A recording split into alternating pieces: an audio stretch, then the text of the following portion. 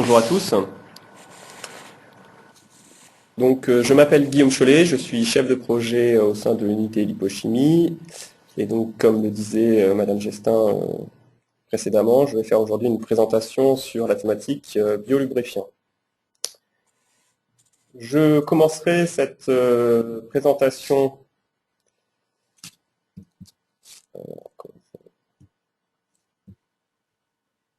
Voilà. Pardon, excusez-moi. Je commencerai cette présentation par une approche généraliste sur les lubrifiants. Je poursuivrai avec quelques données comparatives entre lubrifiants biosourcés et lubrifiants d'origine pétrochimique. Je décrirai ensuite en quoi les huiles végétales peuvent être de bons lubrifiants, que ce soit naturellement et suite à des procédés de transformation oléochimique. Je m'attarderai sur ce point précis en présentant quelques transformations oléochimiques permettant d'aboutir à des dérivés qui sont décrits dans la littérature et qu'on retrouve dans un certain nombre de brevets et qui stipulent que ce sont potentiellement de bons lubrifiants. Je finirai par un slide montrant l'évolution de la recherche dans le domaine plus spécifique de l'automobile. Donc, tout d'abord, quelques généralités donc sur les lubrifiants. Et là, sur ce slide, vous voyez donc une liste des principaux fabricants de lubrifiants dans le monde. Donc je suppose que vous connaissez tous ces grands groupes. On reconnaît donc notamment Shell, ExxonMobil, BP, Total, Fuchs. Donc, je ne vais pas m'attarder sur ces industriels que tout le monde connaît.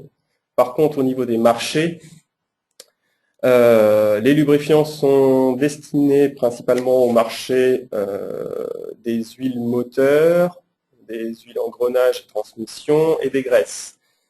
On peut remarquer que le domaine de l'automobile est un gros consommateur, enfin plutôt utilisateur de lubrifiants.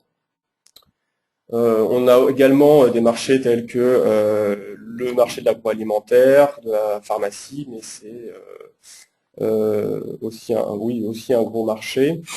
On a les huiles raffinées et la lubrification de manière très générale, mais avec des parts de marché beaucoup plus faibles.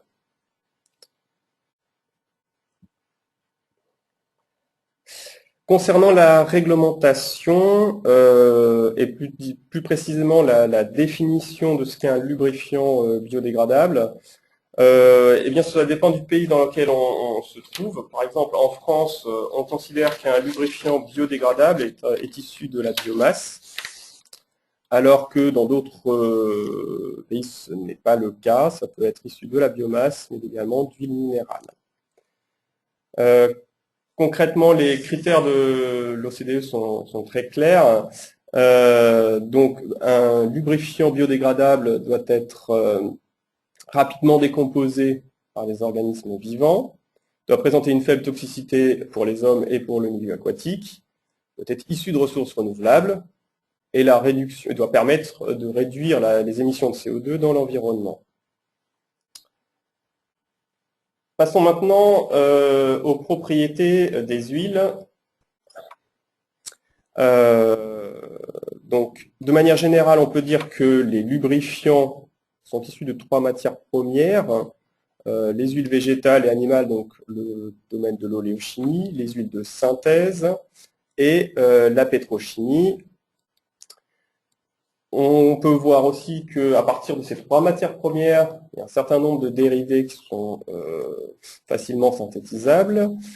Si on prend l'exemple des huiles végétales et animales, on peut synthétiser des acides gras et des esters méthyliques, mais aussi des esters plus complexes, tels que des esters de pentaérythritol, de trimétriol propane, des esters de polyol en général, et ces esters peuvent être obtenus aussi par la voie des huiles de synthèse. L'aspect oléochimie est donc obtention de dérivés à partir d'huile végétale. Je la présenterai un peu plus tard dans ma présentation.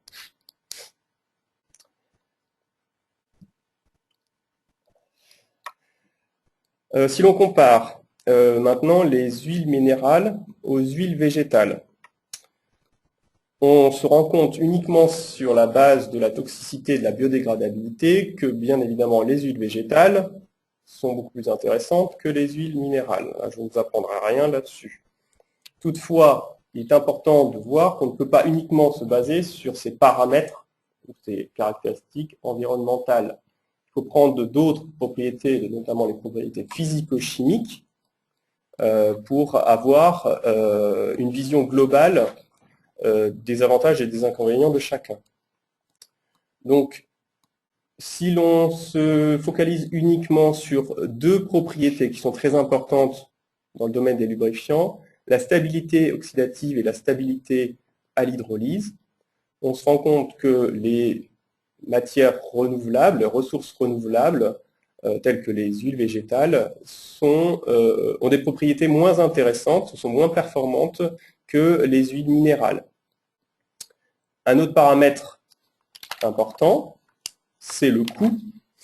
On se rend compte que les huiles végétales sont plus chères que les huiles minérales, et donc, par conséquence, toute transformation issue de ces huiles végétales augmentera le prix de la matière obtenue.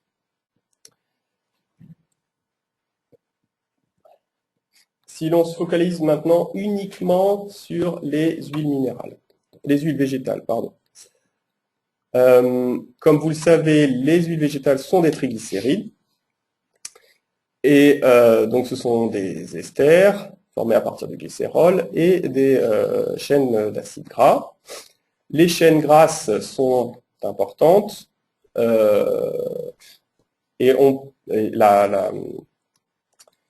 comment dire,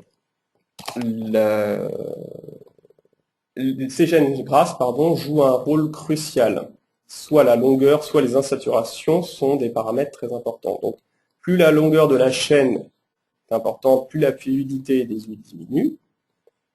Si l'on prend les caractères maintenant d'insaturation, plus une huile est saturée, plus le comportement à basse température va être faible. Plus une huile, par contre, sera insaturée, plus la résistance à l'oxydation va diminuer. Donc c'est toujours un équilibre entre saturé et insaturé. Par contre, la présence de la saturation est très intéressante, puisque ça va permettre de fonctionnaliser les chaînes grasses et apporter donc de nouvelles propriétés aux huiles. L'intérêt dans la recherche s'est porté principalement sur des huiles riches en acide oléique.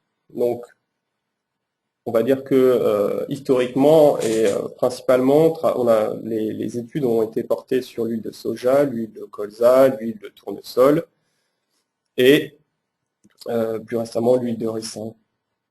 Mais pour d'autres propriétés que je présenterai plus tard. Alors, les huiles végétales, en tant que telles, peuvent être utilisées et ont été utilisées en tant que lubrifiants. Ce sont les lubrifiants de première génération. Je vous en ai cité quelques-uns, l'huile de soja, l'huile de colza, l'huile de tournesol, de palme, de ricin, et même les huiles de friture usagées.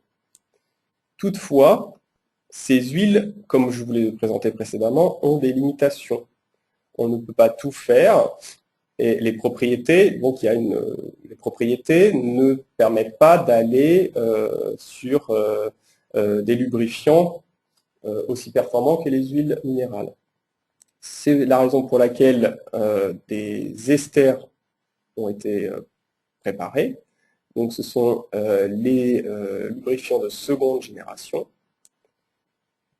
Et pour encore améliorer les propriétés, des composés plus complexes ont été également préparés, tels que des diesters, des époxys, des amides d'éthiol, et ce sont des lubrifiants de troisième génération. Concernant les lubrifiants de première génération, ils présentent une meilleure adhésion sur le métal dû à la polarité de l'huile, et par conséquent, il y a une meilleure séparation métal-métal. L'index de viscosité est meilleur que dans le cas des ressources issus de la pétrochimie. Et le point éclair et le point d'inflammabilité d'une huile végétale sont bien plus élevés que dans le cas d'une huile minérale. Donc ça aussi, c'est un caractère très intéressant, très important.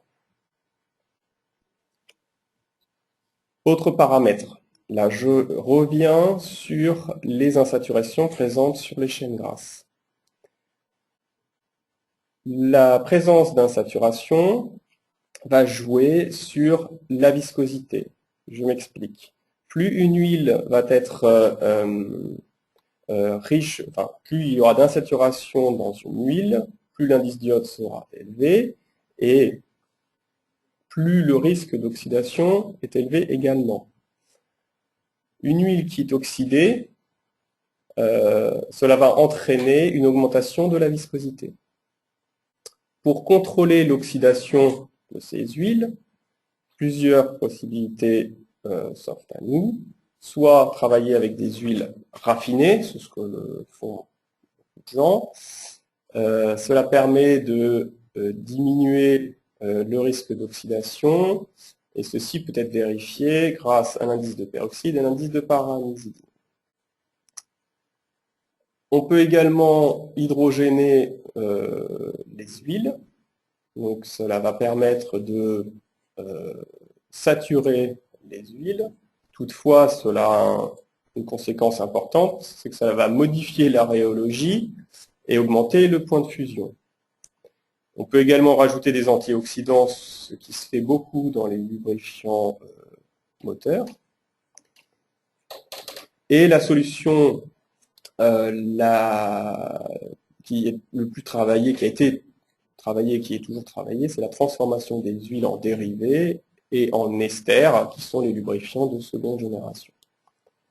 Maintenant, si l'on compare des huiles végétales, des huiles minérales et des esters qui ont été soumis à une oxydation à 100 degrés, on se rend compte que la viscosité des huiles végétales augmente significativement en comparaison des huiles minérales et des esters synthétiques qui, eux, dont on voit que la viscosité de ces produits est beaucoup moins touchée. Les huiles minérales ne bougent pratiquement pas, et les esters synthétiques, la viscosité des esters synthétiques augmente légèrement.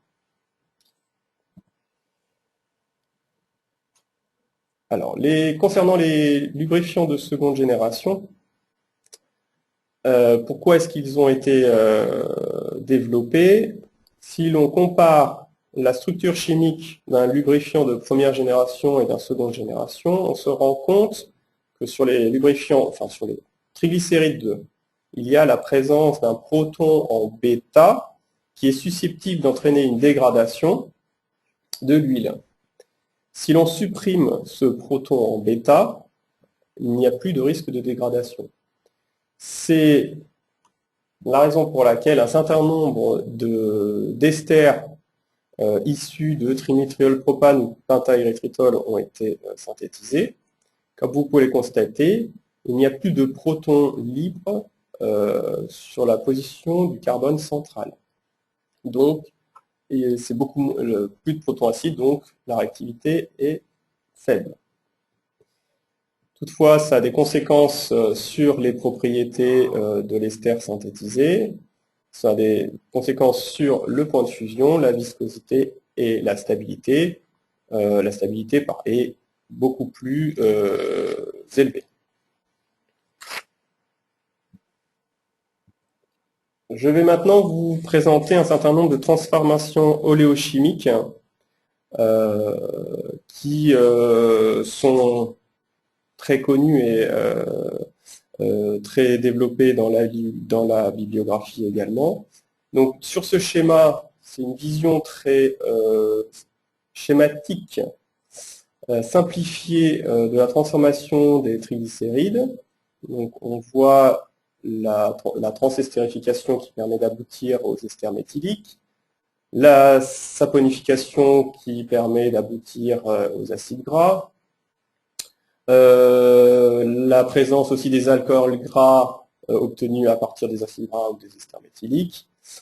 La formation des amines également à partir des acides gras. Mais c'est une vision très simplifiée et le schéma suivant enrichit toutes les transformations et complète largement ce que je viens de dire. Il y a énormément de transformations chimiques possibles sur les huiles, avec des domaines d'application assez vastes. Vous les voyez sur la gauche. Ça peut être des solvants, des plastifiants, des résines, des lubrifiants. Ça peut être utilisé en cosmétique, en tant qu'herbicide. Donc, marchés multiples et domaines d'application multiples. Si on se concentre simplement sur la fonctionnalité, on voit toujours donc les alcools, des amines, des esters, des acides gras, des soufres également. Je vais maintenant détailler un peu plus, quand même si je suppose qu'il y a un certain nombre de transformations chimiques que vous maîtrisez parfaitement. La réaction historique de transformation de triglycérides, qui permet d'obtenir les acides gras, c'est la saponification, acide gras plus glycérol. La transestérification, qui permet d'obtenir des esters méthyliques ou éthyliques, ça dépend du solvant que l'on utilise. Si l'on part de l'ester méthylique central ou éthylique d'un ester, plusieurs transformations sont également possibles. On peut faire une amidation en présence d'amines primaires, secondaires. On peut donc obtenir des amides. On peut également obtenir des amines si on fait une amination réductrice. Cette réduction peut être également réalisée à partir des amides pour faire les amines. On peut également réaliser des estérifications pour obtenir des diols, par exemple, ou on peut faire également une réduction en présence d'hydrogène qui permet d'aboutir à la synthèse des alcools gras. Dans la première partie, on travaillait sur la fonction ester. Cette fois-ci, si on peut également fonctionnaliser la chaîne grasse. Grâce à la présence d'insaturation. On peut faire une réaction de thiolisation, qui est une réaction radicalaire en présence de soufre. On peut réaliser la réaction de métathèse, en présence de catalyseur au ruthénium par exemple, qui permet d'obtenir, si l'on part, par exemple, comme c'est défini ici, de l'acide de ester, de l'oléate de méthyle, on peut obtenir un diester avec une saturation en milieu de chaîne. On peut également réaliser la coupure oxydante, donc l'ozonolyse en présence d'ozone et d'oxygène, qui permet d'aboutir à un diacide et un monoacide. On peut bien évidemment faire l'hydrogénation, qui permet de saturer la chaîne grasse. Et la réaction d'époxydation, qui est une réaction très développée et qui permet d'aboutir à d'autres composés qu'on voit maintenant. Alors, on peut faire des époxydes sur les esters, mais également sur les huiles, et ça a une influence très importante sur la viscosité et l'oxydation. Cela permet de diminuer les insaturations, donc d'augmenter la stabilité à l'oxydation, et ça augmente le poids moléculaire, ce qui permet d'augmenter la viscosité. Et à partir de ces époxydes, on peut encore une fois faire des transformations du type carbonatation en présence de CO2, des ouvertures d'époxyde en présence d'eau ou d'alcool permettant d'aboutir à soit des diols, soit à des éthers alcools. Et à partir des diols, on peut à nouveau faire une fonctionnalisation par estérification pour aboutir à des diesters. Tous ces produits sont présents dans les littératures en tant que potentiels lubrifiants.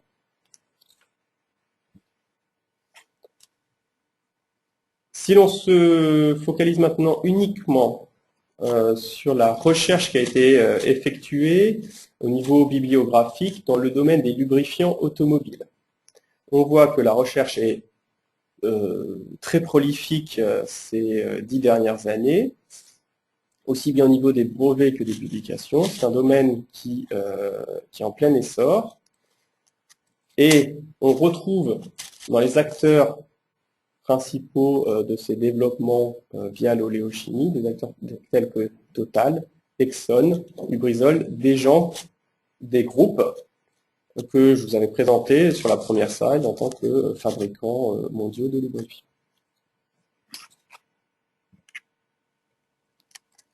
Donc, en conclusion, on peut dire que la recherche dans le domaine des lubrifiants est très prolifique, la bibliographie est vaste.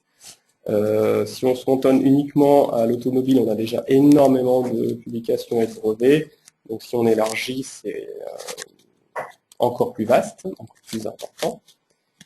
Les huiles qui sont communément utilisées en tant que lubrifiant sont l'huile de soja, de colza, de tournesol oléique, de ricin et l'acide indécénoïque qui provient de l'huile de ricin.